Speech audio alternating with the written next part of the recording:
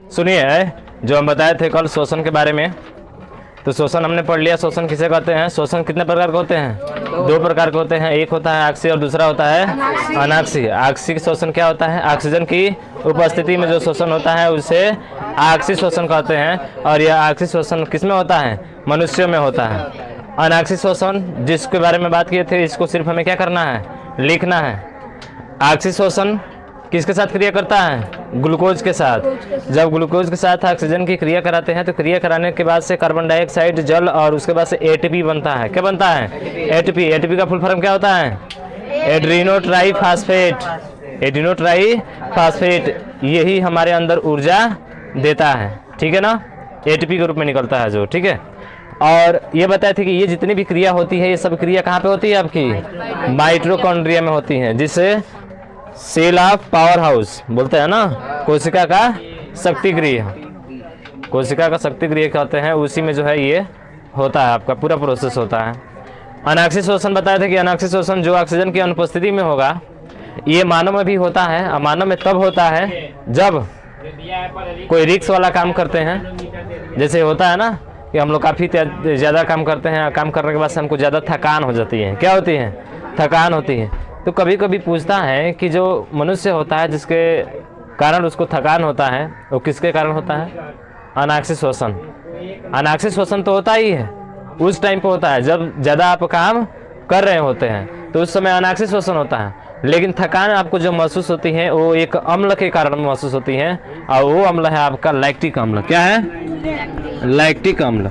कोई पूछे कि आपको थकान किसके कारण हो रही है, तो आप क्या बताएंगे? लैक्टिक अम्ल के कारण हमको क्या होती है? थकान होती है। माने लैक्टिक अम्ल आकर जो है जम जाता है। जमने की वजह से हमारा हाथ और पाँव जो होता है पुआ जैसा फूल जाता है। फूलता है ना? देखे होंगे कि जो लंबी यात्रा करके आते हैं, लंबी यात्रा करके आने के बाद से उनका पाँव काफ़ी हाथी के पाँव जैसा हो जाता है। मतलब हाथ, गोड़, पैर जो है क्या हो जाता है? फूल जाता है। तो फूल जाता है तो उसका सीधा सीधा सा उपाय है। क्या उपाय है? कोई उपाय है? घर पे पापा मम्मी आते हैं कहीं से, तो थकान हो जाती है, पाँव हाथ पैर फूल जाते हैं, तो क्या करते हैं पापा मम्मी हाथ पैर को? क्या करते हैं? हाँ, गर्म पानी, हल्का सा गर्म पानी। ये नहीं पूरा खोला दो एकदम से कि पापा खुद खोलने लगेंगे। और ही समझ रहे हो ना? हाँ, तो क्या करते हैं कि हल्का सा गर्म पानी लेते हैं और उसमें थोड़ा सा नमक डाल देते हैं, 1-2 चम्मच। ठीक है, 1 बाल्टी पानी लेंगे, 2-4 चम्मच जो है नमक डाल देंगे। नमक डालने के बाद से कुछ देर तक पैर को जो है अपने उसमें रख दीजिए। देखिए कुछ देर में आपको पूरा आराम मिल जाएगा, एकदम से आराम। ठीक है, वो जो लैक्टिक अम्ल बना था ना, जो जमा था, वो खत्म हो जाएगा वहाँ से, और आपकी थकान भी क्या हो जाएगी? दूर हो जाएगी। तो ये लैक्टिक अम्ल ही बनता है। क्या बनता है? लैक्टिक अम्ल। इसी के कारण आपको थकान महसूस होती है, आप थक जाते हैं। समझ रहे हो ना? तो अनाक्सीय शोषण बताए थे कि अनाक्सीय शोषण कहाँ पे होता है? जैसे वो माइटोकॉन्ड्रिया में हो रहा था, तो ये बताइए ये किस में होगा? ये होगा आपके पेशियों में। बताए थे ना कि अनाक्सीय शोषण कहाँ पे होता है? पेशियों में होता है। तो चलिए अनाक्सीय शोषण लिखिएगा, हेडिंग देकर दिया ना हेडिंग। हाँ, आक्सीय शोषण लिख लिए थे। ग्लूकोज का फार्मूला सभी को याद है? ग्लूकोज का फार्मूला क्या होता है? हाँ, C6H12O6। ठीक है, लिखिए अनाक्सीय शोषण, हेडिंग देकर लिखिएगा अनाक्सीय शोषण।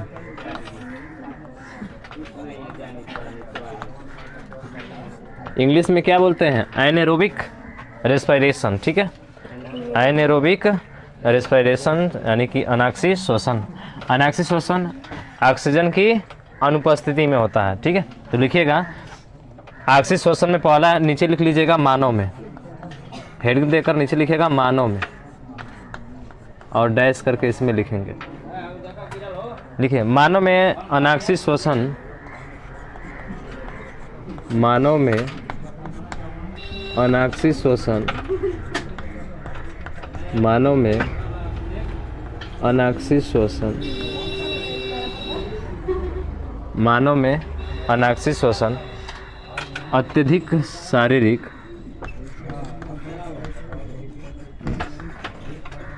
अत्यधिक शारीरिक, अत्यधिक शारीरिक श्रम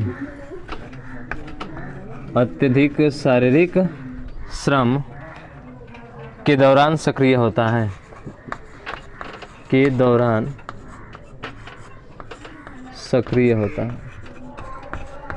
के दौरान सक्रिय होता है।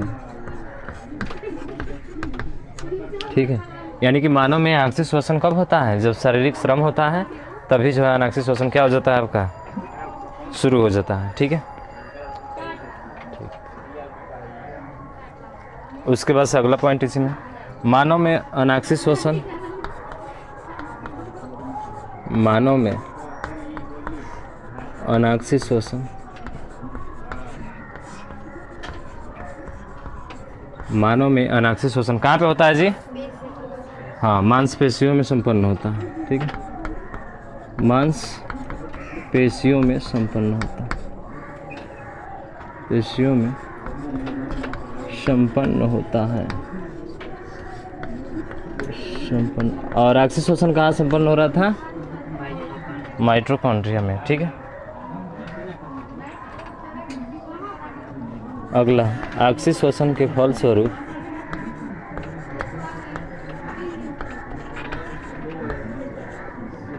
अनाक्षी श्वसन के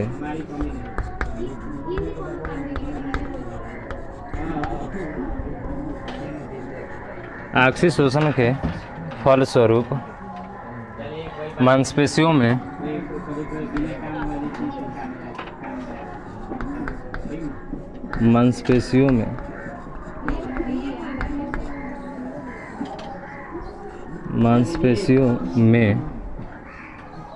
लैक्टिक अम्ल का उत्पादन होता है।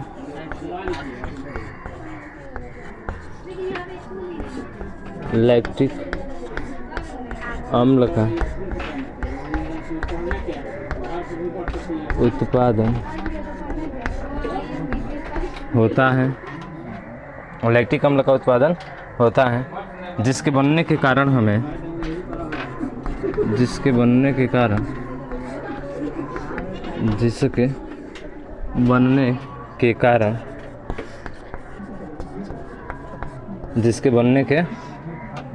कारण हमें थकान का अनुभव भी होता है, हमें थकान का अनुभव भी होता है, अनुभव भी होता है,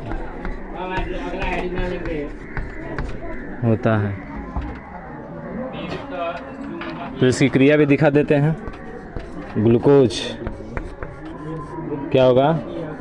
ग्लूकोज। ठीक है, और इस ग्लूकोज से क्या बनेगा? लैक्टिक अम्ल, लैक्टिक अम्ल बन जाएगा। और वो तो बनेगी ही कार्बन डाइऑक्साइड और जल, ये तो रहेगा। इसके साथ क्या बन गया आपका? लैक्टिक अम्ल बन गया। अगर चाहते हो इसका फार्मूला लिखना तो फार्मूला भी लिख सकते हो। ग्लूकोज का क्या होता है? C6H12O6। इसी में 3 से नीचे में भाग कर दो, इसमें 3 से भाग कर दोगे तो आ जाएगा। इसे तो यहाँ पे 12 का आधा कितना हो जाएगा? 6। 6 का आधा 3, यानी सबका आधा कर दीजिए सीधा, तो लैक्टिक अम्ल का होगा। तो बताइए क्या होगा? C3H6 फिर O3। लीजिए, ये फार्मूला हो गया। यानी सीधा इसका क्या कर देना है? आधा कर देना है। जैसे आधा करेंगे तो लैक्टिक अम्ल बन जाएगा। और यही आपके अंदर अगर बन जाता है तो आप दौड़े या धूपे तो आपको तुरंत थकान हो जाएगा। तो थकान का कारण कौन सा है जी? लैक्टिक अम्ल है। ठीक है, कौन सा है? लैक्टिक अम्ल है। ठीक है, तो ये रहा किसमें? मानव में। किसमें बात की है?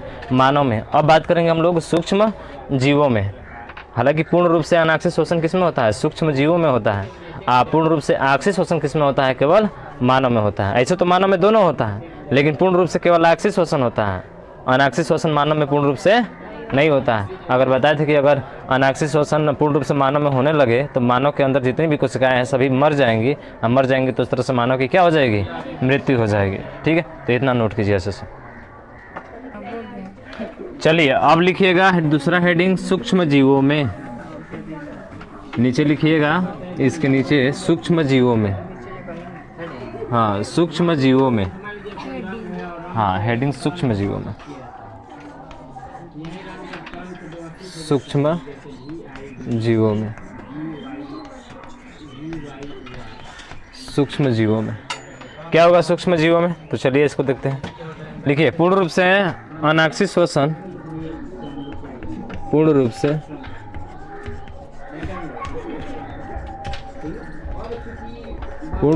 अनाक्षी श्वसन, पूर्ण रूप से अनाक्षी श्वसन, पूर्ण रूप से अनाक्षी श्वसन सूक्ष्म जीव जैसे, सूक्ष्म जीव जैसे, सूक्ष्म जीव जैसे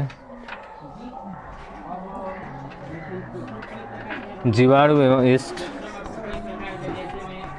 जीवाणु एवं ईस्ट, जीवाणु एवं ईस्ट में उपस्थित होते हैं, में उपस्थित होते हैं, में उपस्थित होते हैं।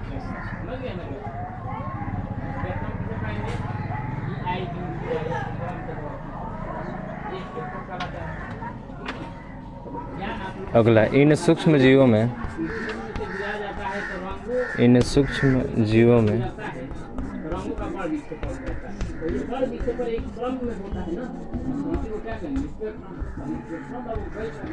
अनाक्षी श्वसन, सूक्ष्म जीवों में अनाक्षी श्वसन के परिणाम स्वरूप, के परिणाम स्वरूप सूक्ष्म जीवों में अनाक्षी श्वसन के परिणाम स्वरूप एल्कोहल एवं कार्बन डाइऑक्साइड गैस, एल्कोहल एवं carbon dioxide gas, carbon dioxide gas का उत्पादन होता है, का उत्पादन होता है, का उत्पादन होता है। ठीक है, अगला पॉइंट, अनाक्षी श्वसन के परिणाम स्वरूप, अनाक्षी श्वसन के परिणाम स्वरूप, श्वसन के परिणाम स्वरूप, अनाक्षी श्वसन के परिणाम स्वरूप ब्रेड, ठीक है, अनाक्षी श्वसन के परिणाम स्वरूप ब्रेड नहीं, बेकरी उद्योग लिखिएगा, बेकरी उद्योग, बेकरी उद्योग,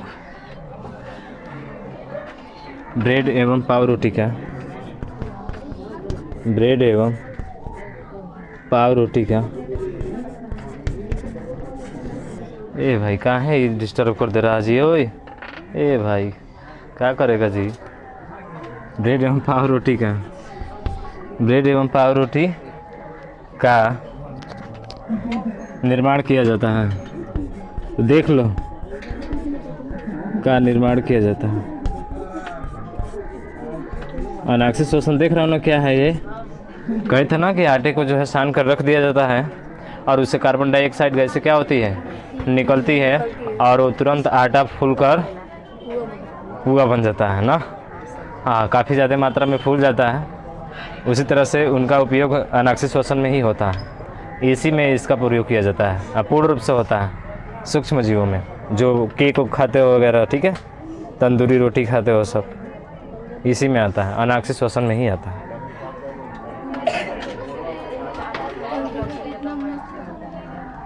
तो आप लिख सकते हो इसका जो ग्लूकोज, ये हो जाएगा ग्लूकोज, ठीक है। ग्लूकोज जो है, एक एंजाइम आता है इन्वर्टेज, ठीक है, इन्वर्टेज एंजाइम,